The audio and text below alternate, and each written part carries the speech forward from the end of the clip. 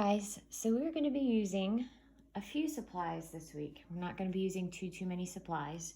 We're going to be using a red marker, a yellow marker, a blue marker, and a black Sharpie. If you don't have a black Sharpie, a black marker or a black crayon will work just as well. You also want to make sure you have 2 pieces of paper. And the reason you want to have 2 pieces of paper is because if you have that Sharpie, that second piece of paper will make sure that whatever bleeds through doesn't bleed through onto your table or your desk.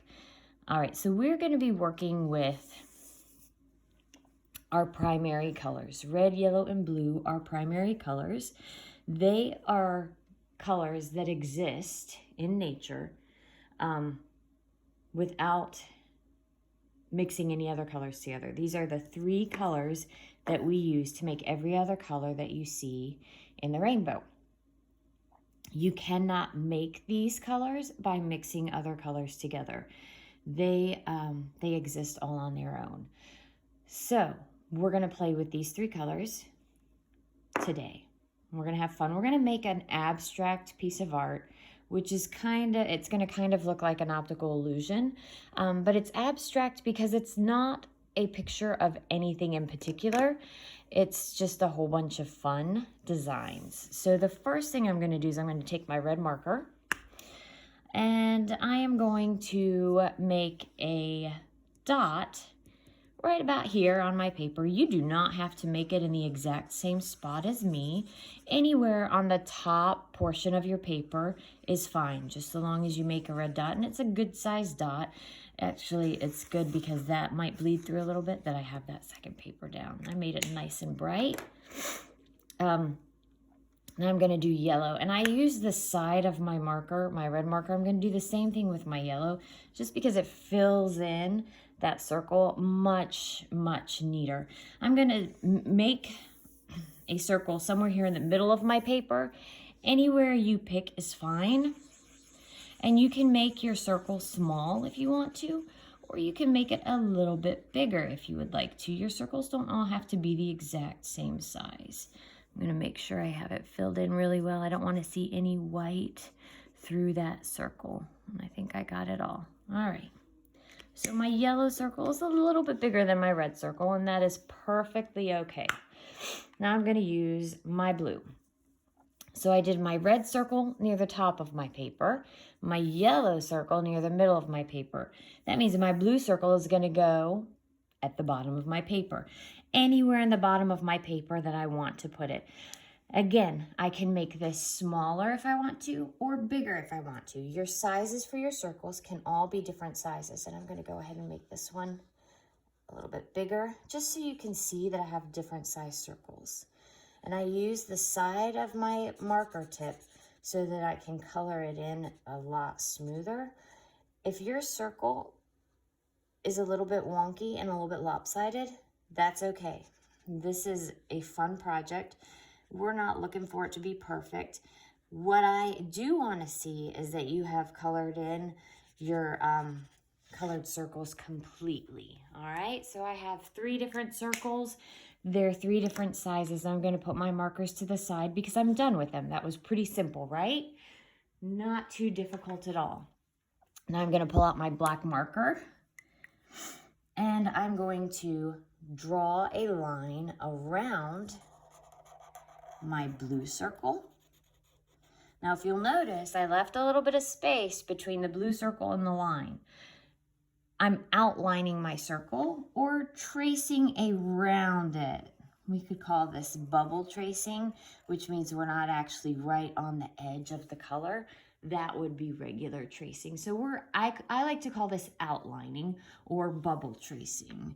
So here we go.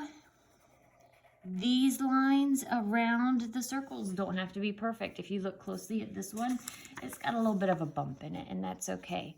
Something cool that happens when you're drawing, especially if you're moving from the left side of your paper to the right or from the right to the left, you guys are actually crossing the hemisphere of your brain, which has two sides, the right side and the left side.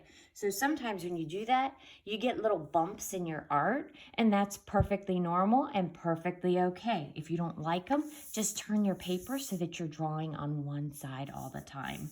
All right, so I'm gonna go ahead and draw another circle around my blue. And see, it's not perfect, that's okay. By the time I get all of my lines on here, nobody's gonna notice that itty bitty little thing there. And I'm gonna do another one. Now, if you notice, not all of my circles are perfectly, exactly the same. They're also not perfect circles, and that's okay. That makes this look that much more interesting. It's kind of fun. All right, so I'm gonna do another one. Now, the reason I am doing one circle at a time around each of my dots and not just drawing a whole bunch of circles around one and then a whole bunch of circles around the other and then a whole bunch of circles around the third is because I kind of want to have the same number of circles around each dot. All right, see there, I had a little bit of a crossover. That's okay. And I'm actually gonna turn my paper again just for fun. All right, that's how I started off, right? Yeah. Now,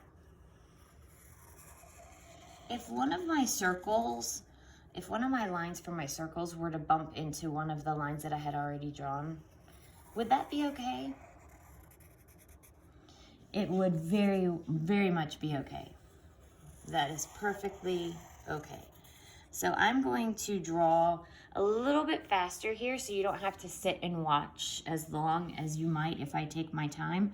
I want you to take your time. I've done this a couple of times, so I can go a little bit faster with my drawings than I want you to go. I want you to take your time because the more slowly you draw, the more control you're going to have over your lines, and the better you will like your lines. When we go fast is when we make mistakes and we get frustrated, and then we decide that we don't like our picture and want to start over. I've done it too. That's why I'm telling you this, because I know when I rush, I tend to make more mistakes. Do you notice right here I'm hitting the edge of my paper? That means that I'm not going to do any more circles like this around my yellow. I'm done making circles around my yellow because I have hit the edge of my paper. So I'm going to stop with the yellow, but I am going to continue to make circles around my red and my blue. And once my circles around my red and my blue either touch the yellow or touch the edge of the paper, that's when I'm going to stop. And I think my blue is probably going to touch the edge of the paper before it touches my yellow. And my red is going to touch the yellow and probably the edge of my paper really close to the same time. Maybe it'll touch the yellow first. We will see. Yeah, it touched the yellow first. So if you're drawing your circle and you're noticing that your line is going a little farther out than you want it, you don't have to try to correct it. Just follow your hand. Follow the natural line that it's taking. That is okay. So I'm probably going to have this be my last circle around the blue because it looks like it's getting close to the edge of the paper. And it is. So I'm going to stop there and then just go over here. See that? All right, so now I have these really cool circles with these lots and lots of lines around them. Here's what I'm going to do now. I'm going to come to the edge of my paper here. And I'm going to start outlining my circles that were my outlines for my color dots. And again, it's okay if they're uneven. I actually really like it if there's imperfections in the art because it makes it obvious that it's handmade, and there's just something pretty amazing about a handmade piece of art that isn't necessarily 100% perfect. Those are my favorite pieces of art. They just have so much character to them. All right, so this is what I'm gonna do all the way around, all the way around my circles that surround my circles. So it's almost like These little circles have created ripples, and then the ripples themselves, once they ran into either the side of the paper or each other, created more ripples, like you would see in the water if you threw a stone or something like that into the water. Pretty cool, huh? So I'm gonna do the same thing here. There. And then I'm gonna do this here. Now right here, I can't really go in between there without running into that. So I'm gonna stop here and I'm just gonna go to the side. All right, it's almost like a wave line, isn't it? And I'm just gonna do that a little bit more, right there. And again, my lines aren't perfect and they don't have to be. It's okay if one of my lines is a little bit closer to the line that I just finished drawing than another one. If they're uneven, that's fine. It just makes it look really interesting when it's finished. It gives it a lot more personality, and art with personality is so much fun. All right, so this section is almost done too. All right, so now we're gonna come here to this section. Oh, this is gonna be so much fun. Are you ready?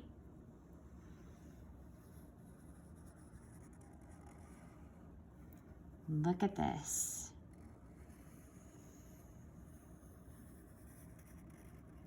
I'll probably be able to do one more line like this and hit it over here.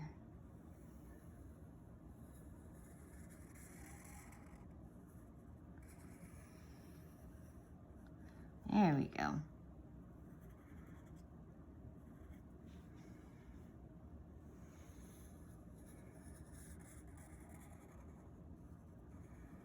Look at that. Isn't that fun?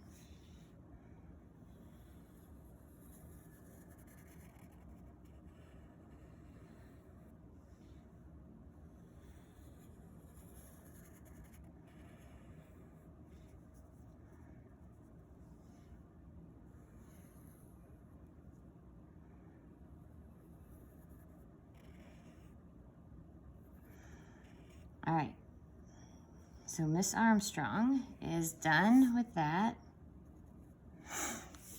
That is my final piece. Oh, let's make it so you can see the whole thing. That's pretty cool looking, isn't it? It's very simple, but one of the things I wanted to show you is that it looks like it has quite a bit of movement going on in here, doesn't it? Almost like a ripple effect, like if you threw a stone in the water. One of the principles of design, which is a part of elements of art. It's some of the building blocks that we use when we're making art, and we want to make texture or movement or show dimension in our art, is rhythm and movement. And so this is a really simple way to show rhythm and movement in art, just by using some very simple primary color dots and tracing and outlining those circles. So finish this, take a picture of it, and submit it to me in Google Classroom. And I can't wait to see what you guys have made for me. Have a great week.